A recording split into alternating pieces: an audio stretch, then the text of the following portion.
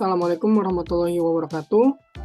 Perkenalkan, nama saya Muhammad Amar Khotami dengan NIM 15036211038. Di sini saya akan menjelaskan mengenai media-media apa saja yang saya gunakan dalam pembelajaran mata pelajaran gambar teknik bangunan. Di sini saya memiliki 3 jenis media. Yang pertama, PowerPoint sebagai penjelasan dari guru kepada murid. Lalu ada video pembelajaran. Di sini ada 3 contoh video pembelajaran yang fungsinya untuk mendukung kegiatan pembelajaran agar lebih mudah dipahami oleh siswa. Lalu di sini untuk ada job sheet, yang mana job sheet ini berfungsi sebagai arahan dalam mengerjakan tugas. Sini saya akan menjelaskan mengenai gambar teknik bangunan.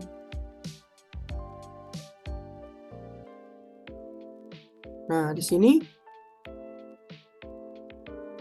ini PowerPoint yang saya buat sendiri, gambar teknik bangunan kelas 10. Di sini untuk poin-poin yang ada dalam PowerPoint ini yaitu garis-garis gambar teknik yang memahami garis-garis gambar teknik sesuai dengan bentuk dan fungsinya. Lalu ini ada tujuan pembelajarannya. Peserta didik dapat menjelaskan garis-garis sesuai bentuk dan juga fungsinya. Tujuan pembelajarannya yaitu dalam menggambar teknik, garis merupakan salah satu aspek penting dalam suatu gambar, di mana goresan garis pada gambar merupakan penyusun utama suatu objek visual berupa gambar. Dalam gambar teknik, terdapat beberapa jenis garis dengan fungsi dan penggunaan tertentu yang menyatakan fungsi tertentu atau suatu kondisi pada gambar. Terdapat sedikit perbedaan pada beberapa perbedaan jenis dan fungsi garis dalam bidang keteknikan tertentu. Di sini ada jenis-jenis garis pada gambar teknik. Di sini ada garis tebal kontinu, berfungsi sebagai garis-garis nyata gambar, dan garis tepi. Lalu di sini ada garis tipis kontinu, fungsinya yaitu sebagai garis-garis imajiner, garis ukur, garis bantu atau proyeksi, garis penunjuk, garis arsir, garis-garis nyata pada penampang yang diputar di tempat, dan juga garis sumbu pendek. Di sini ada garis tebal kontinu bebas, fungsinya sebagai garis-garis batas yang dipotong apabila batasnya bukan garis bergores tipis. Lalu ada garis tipis kontinu dengan zigzag. Fungsi dari dan kegunaannya yaitu sebagai fungsinya sama seperti garis tipis kontinu yang sebelumnya.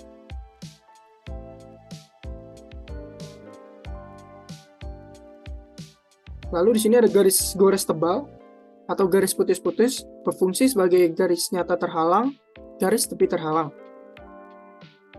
Di sini ada garis bergores tipis, fungsinya yaitu garis sumbu, garis simetri, dan garis lintasan.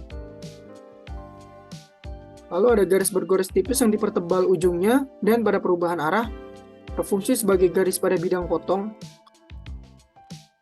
Lalu ada garis bergores tebal, berfungsi untuk menunjukkan permukaan benda kerja yang harus mendapatkan pengerjaan khusus.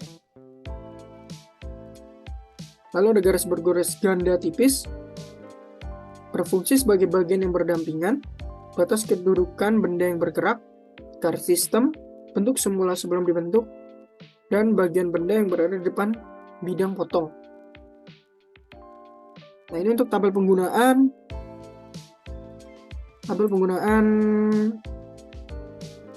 garis.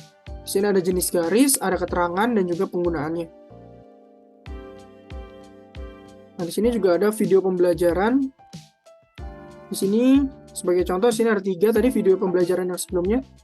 Cara membuat garis gelombang dan di sini untuk video pembelajaran garis gelombang. Tulis seperti spidol.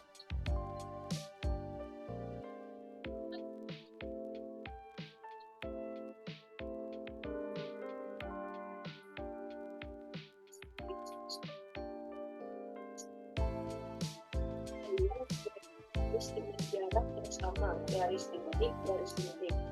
Nah, titik ini yang nanti akan kita gambar garis vertikal untuk membuat zigzag ini.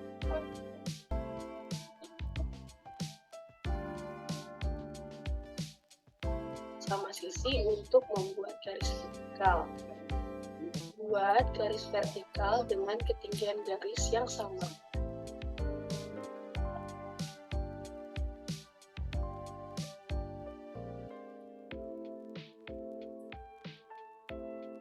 Lalu putar arah dari penggaris segitiga sama kaki untuk membuat garis miring. Nah, apabila bidang dari gambar ini tidak cukup, maka bisa pakai cara seperti di gambar. Diturunkan terlebih dahulu garis segitiga siku-sikunya, baru diposisikan.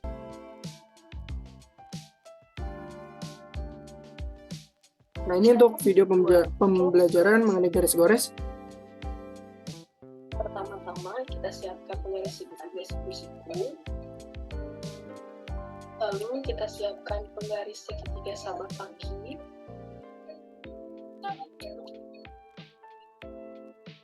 Dapat digunakan ke atas lagi. Lalu tegakkan garis dengan jarak yang sama.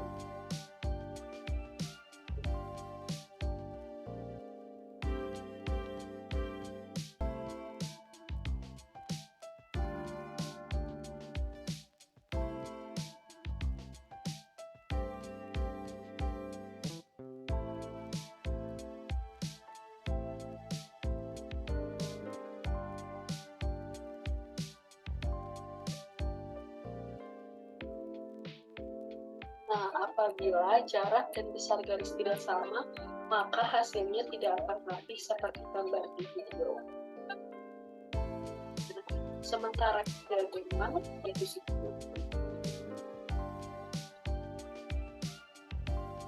Begitu pula pada garis panjang garis juga.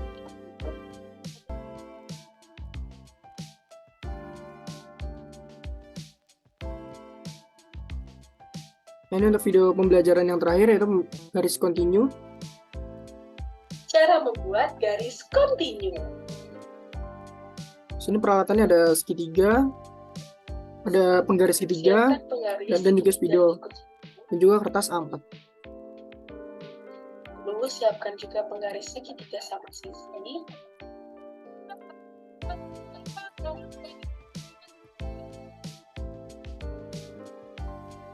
Penggaris segitiga sama kaki agar untuk kertasnya bisa A4 atau A3 atau bahkan lebih. Lalu gambarkan garis lurus mengikuti arah dari penggaris segitiga siku-siku. Nah, garis lurus ini bisa kita buat bisa di posisi atas, di posisi bawah, dengan jarak dan ukuran yang bisa kita atur. Dan jarak dan ukuran itu bisa kita lihat pada penggaris segitiga siku-siku dan penggaris segitiga sama sisi.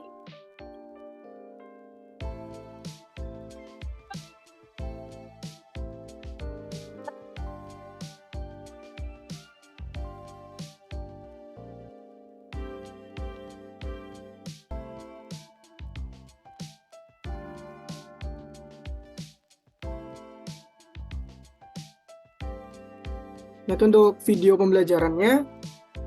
Lalu di sini juga ada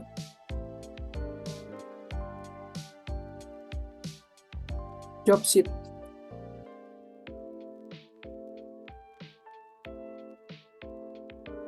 Nah, untuk job sheet ini saya buat sendiri. Terus di sini juga saya menggunakan SMK Negeri Jakarta Timur.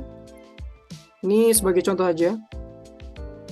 Terus di sini ada kompetensi dasar dan indikator pencapaian kompetensi.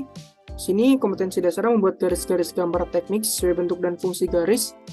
Lalu di sini ada indikator pencapaian kompetensinya membuat garis-garis gambar teknik sesuai bentuk dan fungsi garis. Lalu di sini ada tujuan pembelajaran praktik. Di sini siswa mampu membuat garis-garis gambar teknik sesuai bentuk dan fungsi garis gambar kerja. Lalu di sini ada alat dan bahan. Alatnya itu pensil, penghapus, rautan, dan juga penggaris segitiga. Lalu bahannya bisa kertas A4, A3, dan juga yang lainnya. Lalu ada tahapan pengerjaan proyek. Di sini ada pertanyaan mendasar, guru menyampaikan topik proyek membuat garis gambar dan peserta didik menanggapi topik proyek yang diberikan guru. Di sini guru menyampaikan topik proyeknya menggunakan PowerPoint yang tadi di awal yang saya paparkan, lalu setelah itu mendesain perencanaan proyek. Di sini guru memastikan peserta didik melaksanakan prosedur pengerjaan dalam job sheet dengan tepat. Lalu peserta didik memahami prosedur pengerjaan proyek gambar teknik dengan tepat. Setelah itu menyusun jadwal pengerjaan. Di sini guru memberikan waktu pengumpulan proyek menggambar, lalu peserta didik memperhatikan waktu pengumpulan sesuai batas waktu yang diberikan oleh guru. Lalu di sini ada monitor keaktifan dan perkembangan proyek. Di sini guru memantau keaktifan peserta didik dalam mengerjakan job sheet, membuat garis gambar sesuai dengan bentuk dan fungsi garis. Lalu ada peserta didik melakukan membuat garis gambar sesuai proyek dalam job sheet. Setelah itu menilai. Di sini guru memeriksa hasil pekerjaan peserta didik, membuat garis gambar teknik apakah sudah sesuai dengan proyek dalam job sheet. Lalu peserta didik menunjukkan hasil proyek pada guru. Untuk ini kan di sini kan lebih menekankan kepada pekerjaan proyek yang dimana sesuai dengan strategi pembelajaran di awal yang saya pilih, yaitu metode drill. Itu lebih menekankan kepada latihan, sehingga sini saya lebih menekankan kepada menilai hasil, yaitu dengan guru memeriksa hasil pekerjaan peserta didik untuk membuat garis gambar teknik. Lalu di sini peserta didik juga menunjukkan hasil proyek pada guru. Lalu ada evaluasi pengerjaan proyek. Jadi guru memberikan evaluasi kepada hasil proyek membuat garis gambar teknik, dan peserta didik menyimpulkan hasil proyek untuk perbaikan proyek selanjutnya ataupun pengulangan. Di sini ada langkah kerja proyeknya, ada persiapan alat, proses menggambar, lalu juga ada merapikan dan membersihkan kelas. Lalu di sini ada gambar yang harus dikerjakan oleh peserta didik. Sini nanti sesuai dengan proses penggambarnya. Sini kan dari kertas yang sudah ditentukan tadi, A4 ataupun A3 tadi, dibagi menjadi 4 bagian. Yang mana setiap bagian nanti akan digunakan sebagai membuat garis nyata, garis tipis, garis potong, dan juga garis bergelombang ini.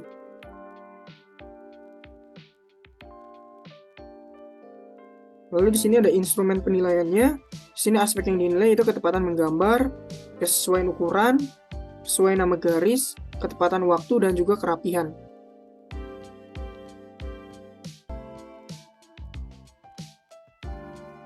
Mungkin itu saja yang bisa saya sampaikan, kurang lebihnya mohon maaf. Wassalamualaikum warahmatullahi wabarakatuh.